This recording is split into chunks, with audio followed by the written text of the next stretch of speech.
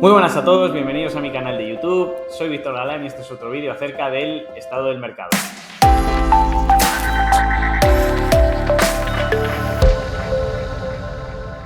Durante esta semana hemos visto a los índices americanos retroceder desde máximos en torno a un 10-12%, lastrando gran parte de la subida que traían de meses pasados.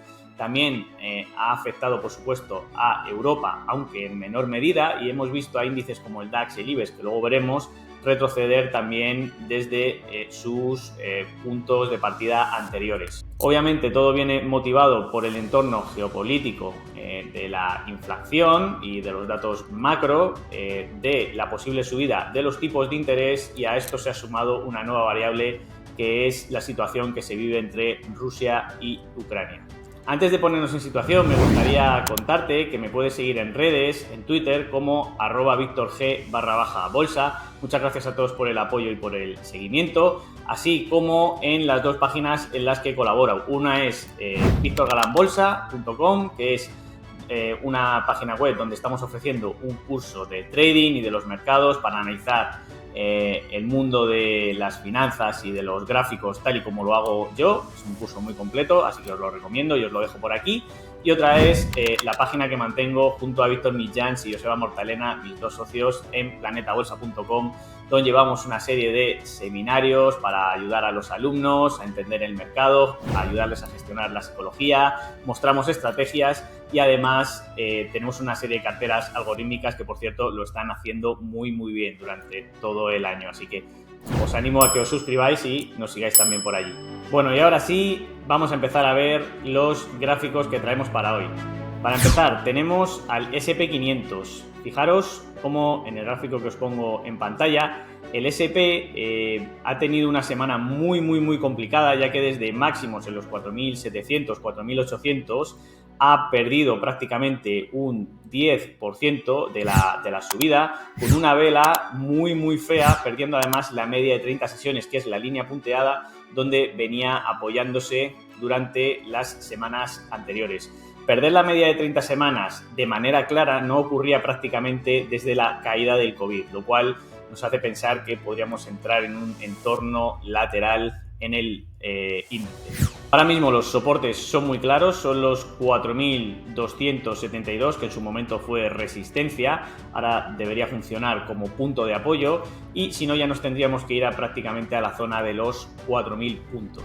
Pasamos a revisar el segundo gráfico, el cual es el Nasdaq, el índice tecnológico, que ante una posible y eventual subida de tipos en Estados Unidos vemos que está sufriendo muchísimo. De nuevo, perdía la semana pasada la media de 30 sesiones y con esta vela roja absolutamente fea, bajista, cayendo prácticamente un 12% desde máximos, confirma que ahora mismo su primer soporte clave deben ser los 14.080 puntos. De no ser así, ya nos iríamos a los 12.900 puntos, perdiendo, como decimos también, la media de manera considerable, desde algo que no ocurría desde prácticamente la caída de marzo de 2020 con el COVID. Y ahora mismo pues seríamos muy cautos en cuanto al Nasdaq, porque probablemente sea un índice más débil que el resto, ya que también ha tenido muchísima más volatilidad. En pantalla también tenéis los drawdowns del Nasdaq, es decir, cuánto ha caído desde máximos el índice americano. Como veis, fue algo bastante sorprendente que... Espera, vuelvo a empezar. Tenemos en el próximo gráfico que veis en pantalla los drawdowns del Nasdaq, es decir, cuánto cae el índice desde máximos. Como veis, no es habitual que caiga un 30% como ocurrió en marzo de 2020, que luego veremos qué periodicidad tienen este tipo de caídas, pero lo que sí que veis que es bastante normal y habitual es que este índice suele caer entre un 10-12%. Para los que estáis empezando en la bolsa o no os gusta obviamente ver caídas en vuestra cartera, simplemente mostraros de manera gráfica que este tipo de situaciones son muy normales si estamos durante años invertidos en el largo plazo. Y para demostrarlo, como hacemos siempre en victorgalanbolsa.com y en Planeta Bolsa, volvemos a basarnos en estadísticas y gráficos. Fijaros de nuevo en este gráfico de Charlie Vileyo, donde os contaba la periodicidad en la que se dan los mercados bajistas. Como veis, caídas ya simplemente de un 20%, que es el doble de lo que hemos caído ahora, se produce prácticamente cada 4 años. Imaginaros si hablamos ya de caídas, como decíamos antes, entre un 10 y un 15%. Y también para los que comparan esta situación con la vivida durante el COVID, donde se cayó prácticamente un 40, un 35-40% en los índices americanos, fijaros cómo este tipo de situaciones se dan solamente un 8% en el tiempo en el mercado y una periodicidad de 13 años. ¿Qué no significa? Que por otra parte no pudiese ocurrir mucho antes, pero que no es lo habitual. Para concluir los análisis en el Nasdaq, que hoy venía cargadito, simplemente dejaros la siguiente infografía acerca de lo sobrevendido que podría estar actualmente el Nasdaq, ¿no? Fijaros que incluso está más sobrevendido que la última vez que cayó en el COVID 2020 en marzo. Así que veremos si desde este tipo de puntos lo más normal para próximas semanas sería buscar al menos algún rebote de corto plazo. No creo que sea muy probable que durante las por lo menos 2 siguientes semanas el índice siga cayendo. Luego además demostraremos el porqué. Ahora saltamos el charco y nos venimos a Europa. Vamos a empezar por su índice más fuerte, o al menos el principal, ¿no? Estamos viendo en pantalla el DAX 40. Como veis, es uno de los que mejor de momento ha aguantado la corrección. Sí que es cierto que se encuentra en un entorno mucho más lateral durante los últimos meses. Vemos como desde abril del año pasado el índice aguanta y se apoya en los 14.800, donde desde ahí marcamos un primer rectángulo que cumplió objetivo de doble suelo hasta los 16.035. Desde ahí tuvo ciertas correcciones de calado que le llevaron de nuevo a apoyarse en ese soporte de los 14.800 y ahora tiene activo y de momento no ha anulado, y lo más probable, mientras que no se demuestre lo contrario, es que lo cumpla, es ese otro doble suelo que marcamos en la derecha con objetivo 16.690 y no se anulará mientras no pierda prácticamente los 15.000 puntos. El DAX, que tiene muchísima industria, muchísima farmacéutica, muchísimos bancos también, y que es un activo, es un índice que lo puede hacer mucho mejor si este tipo de sectores, automoción, empieza a hacerlo mejor durante este 2022. Y en cuanto al índice patrio, el IBEX 35, vemos un comportamiento mejor, relativamente mejor que lo que ha hecho el S&P y los mercados americanos.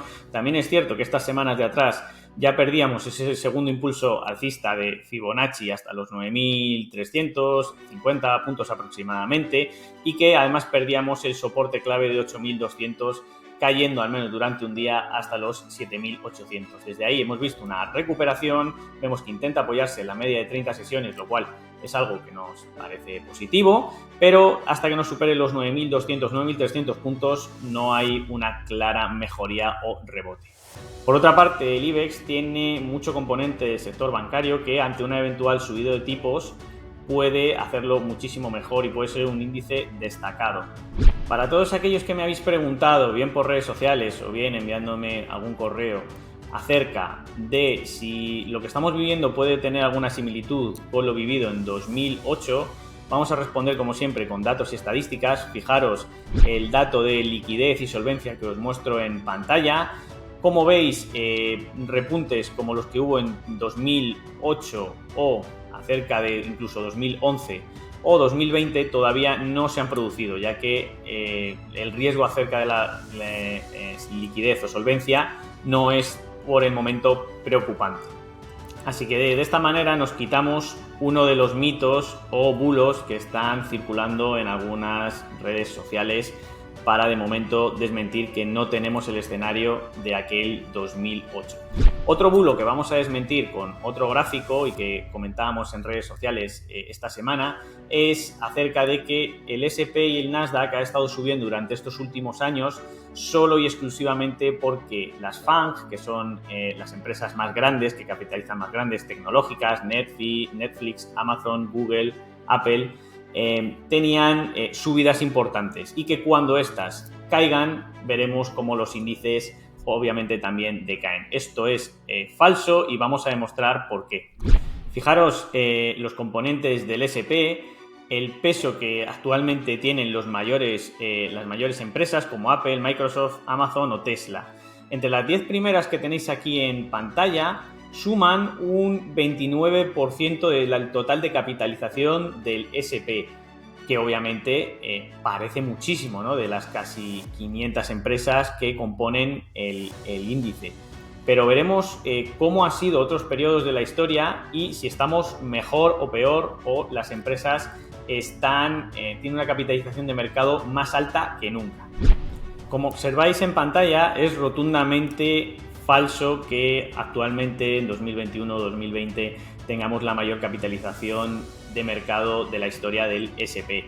Como veis, pesos, como hemos comentado, de las 10 primeras posiciones en nuestros tiempos actuales, que en torno a un 29% de todo el índice, no tienen o no han tenido prácticamente nada que ver con en 1972, cuando IBM, ya solo una de las empresas, suponía un peso de casi el 13% del índice. Obviamente, también había componentes muy fuertes como AT&T o Exxon, que entre las tres prácticamente ya llegaban a ese 30% de capitalización. Por tanto, no estamos en una situación en la que solamente las FANG estén tirando del mercado. Hay muchísimas empresas que lo están haciendo bien debido a la liquidez que se está poniendo en el sistema, y esto no tiene ningún fundamento. Como regalo, y por estar viendo este vídeo y haber llegado hasta aquí, os voy a mostrar también en el siguiente gráfico cuáles son los componentes que mejor lo han hecho durante 2021 en el S&P 500. Aquí los tenéis. Algo que también me estáis preguntando bastante por las redes sociales es: Víctor, y ante estas eventuales caídas, ¿qué tal lo están haciendo las carteras de Planeta Bolsa? ¿Y qué tal están haciendo incluso tu propia cartera personal? ¿Qué tipo de medidas tomas para cubrir este tipo de eventos o drawdowns, ¿no?, como hemos visto, de un 10-12%? Pues bueno, os muestro un gráfico en el que primero le agradezco a Javier Alfayate que haya usado uno de los indicadores propios que creé, en este caso se llama Big Short, parafraseando un poquito la película de The Big Short, ¿no?, de la gran caída, de la gran apuesta. Hemos creado pues un indicador de mínimos y máximos para intentar predecir estos puntos del mercado donde podría darse la vuelta y podrían empezar a caer, para cubrir gran parte de la cartera, y parece que está funcionando. Además, como vemos en el siguiente gráfico, nosotros en las carteras de Planeta Bolsa estamos utilizando su indicador Agorero Plus para cubrirnos, y como veis en el NYSE, que es el componente de los 3.300 acciones de Estados Unidos, os marco en amarillo donde dio entrada Agorero, y prácticamente tenéis en verde donde salió y donde volvió a dar entrada, y nuevamente en esta caída ha vuelto a dar entrada. Está dando un plus bastante fuerte a las carteras, ya que, por ejemplo, la cartera de impulso ha caído prácticamente esta semana un 7, un 8%, y con la cobertura de Agorero que introducimos en Planeta Bolsa, prácticamente la caída ha quedado en un 2-3%. Incluso la cartera discrecional que mantenemos los tres analistas ha dejado de caer un 4%, un 3%, para incluso casi quedar en positivo. De nuevo, si queréis aprender más acerca de mis indicadores o los indicadores que llevamos en Planeta Bolsa, os recomiendo seguirnos en las redes sociales y apuntaros y suscribiros y probar un mes para ver si es la operativa que necesitáis. La mayoría de gente anda muy contenta. Pero seguimos analizando datos macro. Tenemos otro gráfico de Cross Border Capital, donde nos muestra la diferencia entre el bono 10 años, 2 años, esto es el aplanamiento de la curva de tipos. Esto significa que si los tipos a 10 años se remuneran igual o prácticamente igual a los tipos que se están pagando, ¿no?, a los bonos que se están pagando a 2 años en el mercado, es que algo descuentan de que en el largo plazo la situación no viene del todo bien. Es lo que vemos en la línea naranja en el gráfico, como así vemos además las implicaciones que pueda tener para los ratios del euro, ¿no? Como los tipos de interés precisamente comienzan a subir descontando esta situación de mercado, ya que la renta fija siempre suele ser la antesala de lo que suele ocurrir en los mercados de renta variable. Y ante la pregunta de por qué ocurren este tipo de eventos en la renta fija, hemos ido a revisar el balance de la Fed, a ver qué está ocurriendo dentro de sus tripas, y como veis en la parte de pasivos tenemos los Reverse Repurchase Agreement, o lo que son los repos inversos, donde intentan drenar, la Fed intenta drenar el liquidez del mercado, recogiendo el dinero que prestó a los grandes bancos y grandes corporaciones y devolviendo como colateral los bonos que en su día compró. Esta manera de retirar y drenar liquidez del mercado es lo que comúnmente conocemos como tapering o tapering, y se está rotando y se está, como veis en la imagen, retirando prácticamente en las 2 últimas semanas más de 100.000 millones de dólares, y en lo que llevamos en el último año prácticamente 1,9 trillones de dólares, con lo cual es muchísimo importe y es normal que ante secados de liquidez y retiradas de liquidez por parte de la Fed, los mercados también empiecen a retroceder y no lo hagan tan bien. En el siguiente gráfico además os adjunto la composición del balance de la Fed. Como estáis viendo, arriba está el activo, el pasivo debajo, y como abajo empiezan a aparecer los RRPs, que son estas retiradas de estímulos, aparte de, como veis, el crecimiento exponencial que ha tenido el balance durante los últimos meses. Y ante la pregunta del millón, ¿qué es lo más probable que ocurra durante los próximos meses? La verdad que nadie tiene una bola de cristal y nadie sabe obviamente cómo va a reaccionar el mercado y los eventos que se van a venir sucediendo en el futuro, pero sí que si tomamos el gráfico de referencia que tenemos en pantalla de Chris Chiovaco, el cual es un analista estacional de pautas en el mercado, un analista técnico, vemos cómo lo más probable es que estemos ante un posible 2004. Después de una subida muy fuerte, luego veremos el market timing, tenemos una zona de consolidación que son esos puntos A's, esa posible eventual caída de un 7, un 8, un 10% durante todo el año, para luego acabar haciendo zigzags arriba, zigzags abajo y acabar subiendo un aproximadamente 14%. Es más, si miramos el siguiente gráfico, es la proyección que él ha realizado de aquí prácticamente a 2046, siguiendo pautas estacionales y las pautas de crecimiento de la población. Como veis, 2022 hipotéticamente estamos abajo, estamos en una zona lateral de consolidación, pero durante el largo plazo, los siguientes años, se espera que el mercado todavía siga subiendo hasta una nueva zona entre 2033, 2040, donde pudiese venir otra pauta lateral, ya digo, siguiendo la estacionalidad del crecimiento de la población. Por lo tanto, en el medio plazo, 2022 probablemente sea un año complejo, pese a que subidas de los tipos de interés no vienen mal a las bolsas, pero en el medio-largo plazo vemos cómo todavía queda recorrido.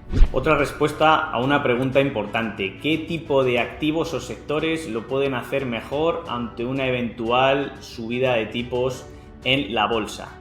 Pues bueno, como veis, el gráfico de Bank of America, los bancos, los sectores industriales, todo el tema de materiales y commodities en general se suele comportar mejor ante subidas de tipos de interés. ¿Significa que si tenemos en cartera cualquier acción lo vaya a hacer mejor solamente porque el S&P se haya comportado mejor los años en los que primeramente se empieza a subir el tipo de interés? Pues no, como veis, las tecnológicas, los bonos, las telecomunicaciones, incluso el sector salud lo puede hacer bastante peor, y estadísticamente lo hace bastante peor que este tipo de sectores. Por tanto, os recomiendo que nos sigáis en Planeta Bolsa, donde vamos recomendando qué tipo de activos introducimos a las carteras para intentar obtener este tipo de ventajas en el mercado.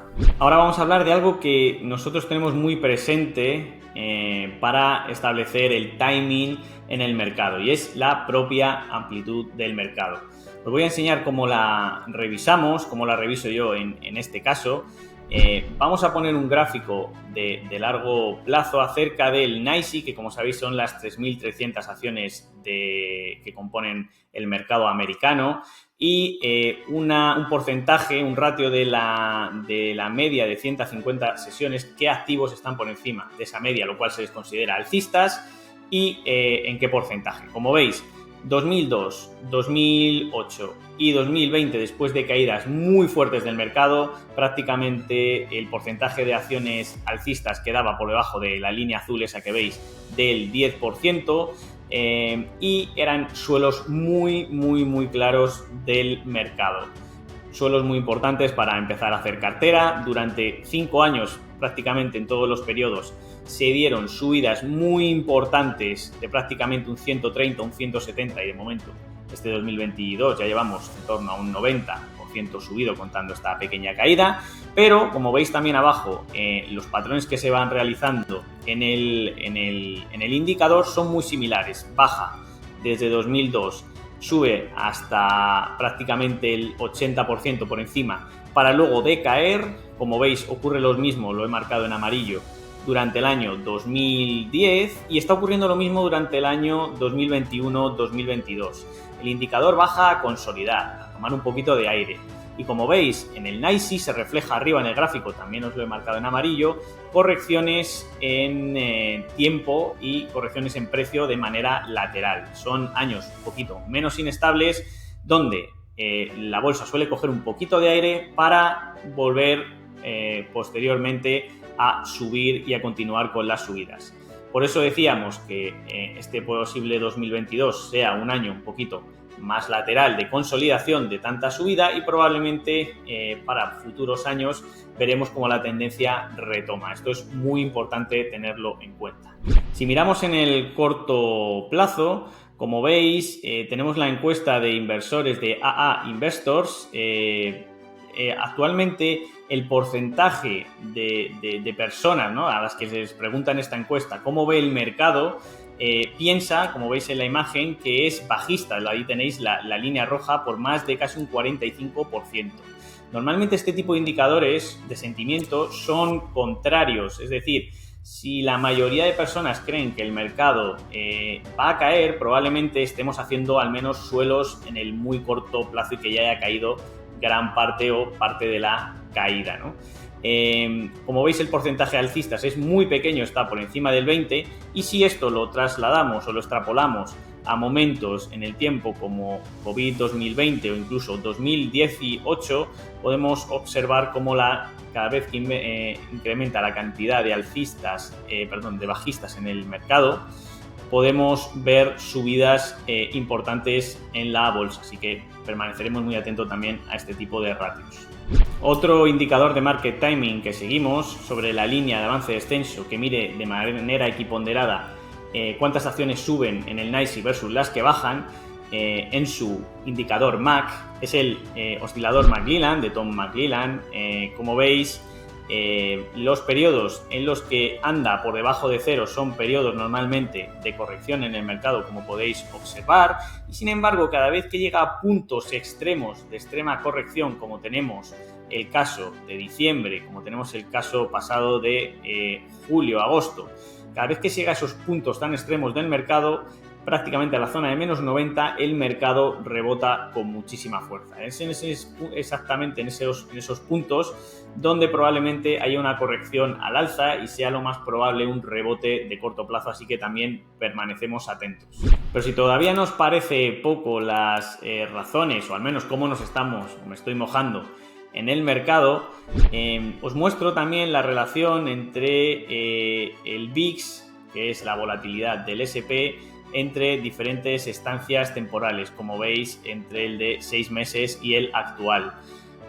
Arriba tenemos el gráfico otra vez del NYSE y vemos cómo cada vez que el VIX, su relación de volatilidad versus 6 meses versus actual, se acerca a 1, vemos de nuevo otra vez rebotes en el mercado, vemos posibles suelos en el mercado. Ya dijimos en redes sociales en la pasada corrección, cuando el NYSE llegó prácticamente a los 16.133 que os marcamos en pantalla, que lo más probable sería un pequeño rebote, y así ocurrió, y de nuevo tiene pinta que si vuelve a acercarse a uno, incluso lo perfora y luego lo vuelve a superar al alza, serán zonas de rebote inminente.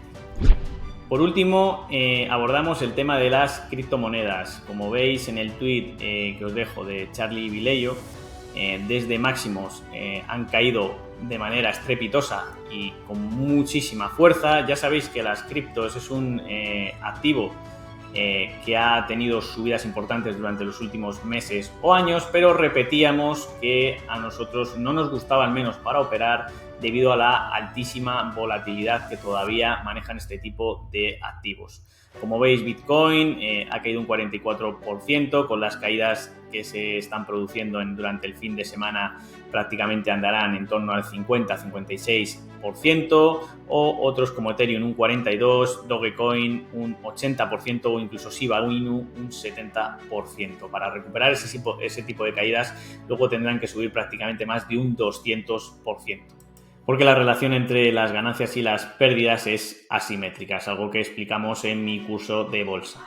Por analizar la principal criptomoneda y de mayor importancia, el cual es el Bitcoin, en gráfico diario tenemos cómo, tras una consolidación durante la zona del pasado agosto, donde también intentaron saltar la mayoría de stops de los inversores retail, dejó una pequeña divergencia alcista, un apoyo al superar los 41.000, y desde ahí un primer impulso con corrección al 61,8%, como veis, en la zona de que marcamos en el segundo cuadradito más pequeño, amarillo, la zona de 39.000, donde además dejó un pequeño doble suelo, y intentó llegar y cumplir un segundo alcista a los 71.500, que no llegó al objetivo, y desde ahí perdió la media, perdió los principales soportes y anda en caída libre. También, por supuesto, le ha afectado las últimas prohibiciones que vienen desde Rusia acerca de las criptomonedas, pese a que, como sabemos, no hay que tomar las noticias muy en serio, porque a veces tratan simplemente de espantar a los pequeños accionistas. Lo que a nosotros nos gusta mirar es muchísimo más allá de los rumores y las noticias, el precio, y desde luego el Bitcoin lleva muchísimo tiempo mostrando mucha debilidad, así como la mayoría de criptomonedas. Esto tiene relación con el siguiente gráfico, donde lo vamos a explicar. Fijaros la relación que existe entre las cripto y el oro versus la liquidez global. Cuando existe muchísimo dinero en el mercado, cuando se expande muchísimo la cantidad monetaria que existe en el mercado, la mayoría de inversores tienen tantísimo dinero en sus manos que pueden destinar gran parte a diversificar entre renta variable, oro, materias primas, metales preciosos, incluso una parte la destinan a criptomonedas, como ha sido el caso. Pero en el momento en el que esos estímulos se van retirando de la bolsa, como veis, hay una clara relación entre la línea azul de la liquidez global y la cotización, ¿no? O los cambios porcentuales en los retornos de las criptodivisas y el oro, y se reduce drásticamente la cantidad de dinero en el mercado. Se reduce, por supuesto, también los retornos producidos. Esto es algo que venimos contando desde hace mucho tiempo en el resto de vídeos de YouTube, los puedes revisar. Habíamos sido muy precavidos con esta situación, y el panorama, mientras no se reactive la liquidez, seguirá siendo el mismo. Y ahora sí, para terminar ya este vídeo tan largo, vamos a dejar unas conclusiones, pero primero vamos a ver dos activos que lo pueden hacer muy bien en las próximas semanas. Uno es Colgate. Parece que la pasta de dientes vuelve a funcionar en los momentos en los que la economía se vuelve a poner tensa. Es un sector defensivo y, como vemos, se empieza a comportar mejor que el SP, y además empieza a poder activar por encima de los 83,70 un doble suelo muy grande, de volver a máximos, y tal y como vemos en los indicadores, con el CPM y con clientes institucionales introduciendo dinero en el Concord, podemos ver una clara mejora del título, y es uno de los valores que destaco en la semana de hoy. Otro de los valores que lo está haciendo bien y que vamos a seguir comentando, además de otros muchos que solemos comentar tanto en nuestro grupo de Telegram en Planeta Bolsa tanto en el abierto como en el de notificaciones, o incluso en mi curso en victorgalam.bolsa.com para todos los alumnos, es Welltower, que también tiene un aspecto formidable y que os dejo aquí el gráfico si es que empieza y sigue mejorando tal y como lo está haciendo hasta ahora. Por último, para terminar, el eurodólar, que no habíamos visto nada de la divisa. Probablemente, como veis, os muestro una relación de lo que ha hecho la moneda versus la liquidez que se está depositando también en el mercado, y como veis hay una relación bastante directa, y probablemente el euro siga perdiendo poder contra el dólar debido a que Estados Unidos empieza a endurecer y a intentar dolarizar y apreciar su moneda, mientras que como Europa sigue con sus medidas mucho más laxas por parte de Christine Lagarde, probablemente veremos niveles de 1,05, incluso similares de nuevo a como estuvo en su día a la par. Y nada más, ya para terminar, simplemente comentar las conclusiones y focos a los que prestar atención. Posible rebote de corto plazo para las 1 o 2 próximas semanas. Año complicado durante 2022 en la que vamos a tener que estar muy seguros, muy atentos a qué tipo de activos lo hacen mejor que la bolsa para recogerlos. Semáforo de corto plazo, por tanto, lo pondríamos en rojo. Seguimos activando las coberturas de agorero, de Big Short, como ya os he enseñado, donde intentamos ganarle dinero al SP y al resto del mercado. Por otra parte, podríamos poner un semáforo naranja para la vista en el medio plazo, y todavía, por supuesto, tenemos el semáforo verde para el muy largo plazo en 2-3 años. Probablemente desde aquí sigamos mejorando. Muchas gracias por ver estos vídeos. Si os ha gustado, simplemente decir que me podéis recomendar, le podéis dar a like o podéis dejar vuestras impresiones en los comentarios, ya que lleva muchísimo tiempo hacerlos y yo lo valoro encarecidamente. Gracias a todos y que tengáis una feliz tarde.